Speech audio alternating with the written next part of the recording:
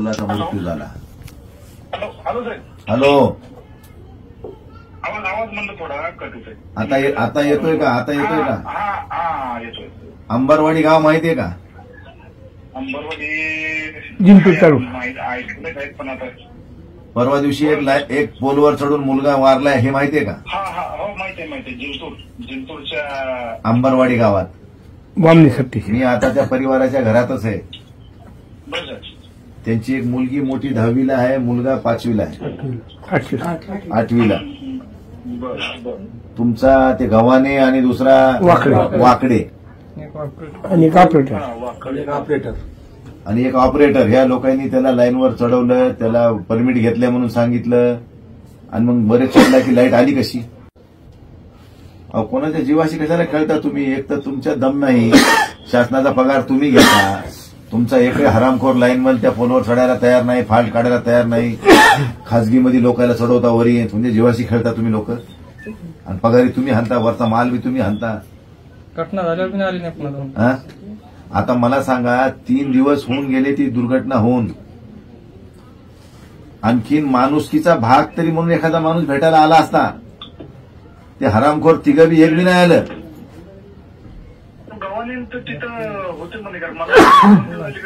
हो साहेब फोनवर सुद्धा येईना, ते त्यांच्या माणसाला लावलेल्या फोनवर बी बोलणार. तुम्ही कोण आहे त्याला ताकीद द्या, तुमचा डिवाय गिवाय कोण आहे जे, त्याला त्या परिवाराच्या लोकांशी भेटायला लावा, कोणाची चूक आहे काय नाही, मग चौकशी गुन्हा दाखल करायला लावून मला मी. त्या लोकांना निलंबित करा. नाही तर या आता परिवाराचं काय करायचं? हे परिवार उघडा राहिला त्याचं काय करायचं? त्यांच्या पगारीतून त्यांचे तुम्ही आले का? तुम्ही परभणीला नाही, परभणी नाही आलो ना मी, काल आज इकडचं आहे. कधी उद्या येणार का? परवा नाही संध्याकाळी येणार उशिराला. मग तुम्ही एक काम करा, परवा दिवशी तुम्ही उद्या एक व्हिजिट करा त्या अंबरवाडीला. बरं. एसी म्हणून तुम्ही स्वतः व्हिजिट करा आणि वस्तुस्थिती काय घडली आहे ती जरा बघा तुम्ही. आम्ही तुम्हाला जे सांगतोय ते खोटं समजा थोड्या वेळासाठी. नाही खरं आहे ते. ते आमच्या एक्झिक्युटिव्हला मी त्या दोंगडेला मी सांगितलं होतं. इलेक्ट्रिकल इन्स्पेक्टर सुद्धा तिकडे येऊन गेले. तर या गावात ही घटना घडल्यानंतर तुमचा एकही सिंगल माणूस बी नाही आला आणखीन. एवढी मी माणूस की हरून बसलो का? लाईन पण नाही टाकली. एखाद्याचा जीव गेलाय तर त्याचं काही गांभीर्यच नाही तुम्हाला. तुमच्या परिवारातला एखादा माणूस मेल्यावर तुम्हाला काय वाटलं सांगा बरं? नाही ते बरोबर आहे. ते बरोबर आहे तुम्ही म्हणता ते. जरा पाठवा तुम्ही स्वतः एकदा व्हिजिट करा आणि वस्तुस्थिती काय ती बघून त्याला कसं न्याय देता येईल आपण ते बघू सगळेजण. बरं साहेब. म्हणजे हा व्हिडिओ तुम्ही पाहिलाय. हा व्हिडिओ आहे जिंतूर तालुक्यातील अंबरवाडी इथला. अरुण कापुरे या युवकाचा महावितरणाच्या गलथान कारभारामुळे दुर्दैवी अंत झाला. कर्मचारी स्वतः हे काम न करता गावातील इतर व्यक्तींकडून वीज दुरुस्तीचं काम करून घेत होते. कापुरे परिवाराचं सात्वनपर भेट यावेळेस खासदारांनी घेतली. सदर प्रकार हा संतापजनक असल्याने परभणी महावितरण एसी यांना जाब विचारला. तुम्ही तात्काळ निधन झालेल्या मुलाच्या घरी भेट देऊन लवकरात लवकर त्यांना न्याय कसा मिळेल ते बघा. आपल्याला त्यांना मदत मिळवून द्यावी लागेल.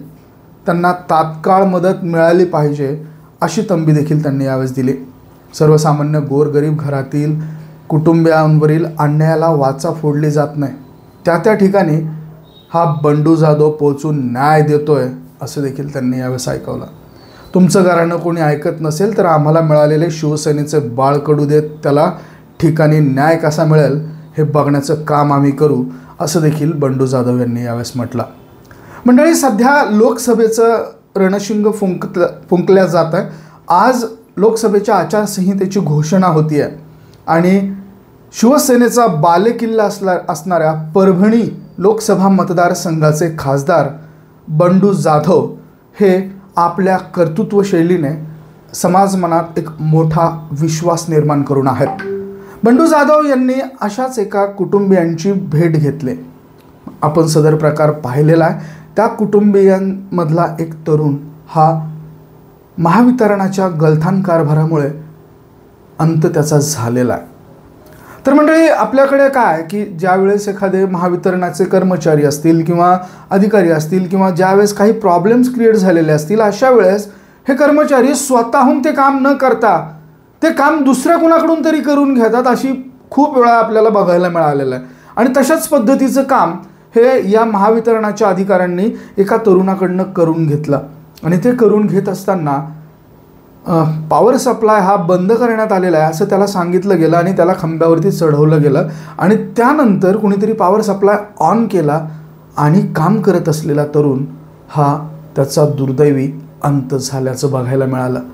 आणि हा सगळा कारभार ज्यावेळेस, हा गलथान कारभार ज्यावेळेस समोर आला, त्यावेळेस बंडू जाधव यांनी त्या कुटुंबियांची भेट घेतली, सांत्वनपर भेट घेतली आणि महावितरणाच्या कार्यालयात तिथूनच, त्या जागेहूनच फोन लावून त्यांची कानउघडणी केल्याचा हा व्हिडिओ आपण पाहिला आहे. मंडळी, ज्या वेळेस एखाद्या व्यक्तीला कामावर ठेवलं जातं किंवा शासनाची नोकरी जर का एखादा व्यक्ती करत असेल तर त्याची ती जबाबदारी आहे ते काम पूर्ण करून घेण्याची, पूर्ण करण्याची. कारण ते त्या पदावरती गेलेले आहेत, त्या हुद्द्यावरती गेलेले आहेत आणि त्याचा ते शासनाकडून पैसा घेतात. परंतु आपल्या जीवाला काही होऊ नये, आपण सुरक्षित राहावं, त्यामुळे इतरांचं बळी देणं हे काही योग्य नाही. आणि त्या सगळ्या गोष्टींवरती बंडू जाधव यांनी केलेलं हे भाष्य आणि त्यांनी त्या ठिकाणाहून लावलेला फोन हा निश्चितच खूप महत्त्वाचं सांगून जातो आहे. महाराष्ट्रामध्ये असे असंख्य विभाग आहेत ज्या विभागामधले अधिकारी म्हणा किंवा कार्यकारी म्हणा, ज्यांना काम सोपवलेलं आहे ते सरकारी अधिकारी एका ठिकाणी बसलेले असतात आणि इतर लोक पळून ते कामं करतात.